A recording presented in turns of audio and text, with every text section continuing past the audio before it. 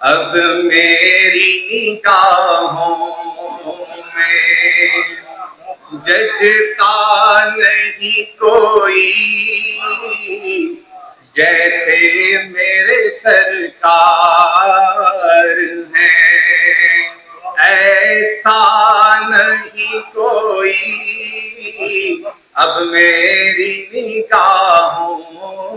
میں، اور تجھ سا تو ہنسی آنکھ نے دیکھا نہیں کوئی، یہ شان لطافت ہے کہ سایہ نہیں کوئی اب میری نگاہوں میں۔ سیرت سے میٹھی تک تمام علماء کرام اور میرے عزیز پیارے بچوں، آپ سب کو آج کے دن بہت بہت مبارک ہو۔ شاید کہتا ہے کہ سلام اس پر کہ جس نے بے کسوں کی دستگیری کی، سلام اس پر کہ جس نے بادشاہی میں فقیری کی، سلام اس پر کہ اسرار محبت جس نے سمجھائے،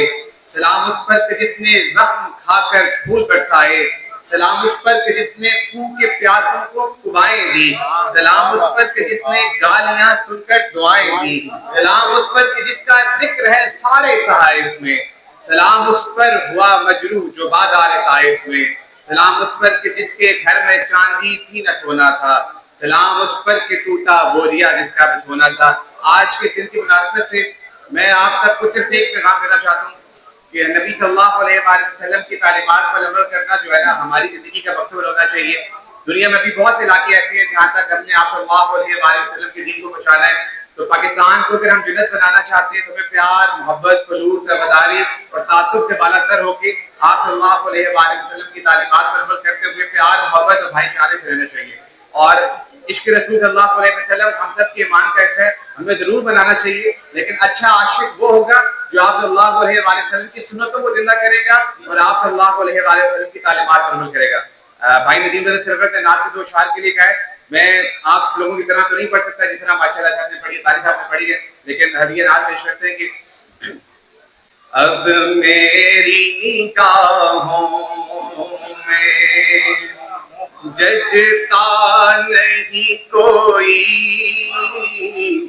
جیسے میرے سرکار ہیں، ایسا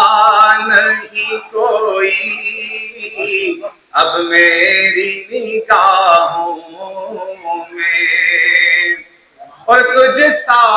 تو ہنسی آنکھ نے دیکھا نہیں کوئی، یہ شان لطافت ہے کہ سایہ نہیں کوئی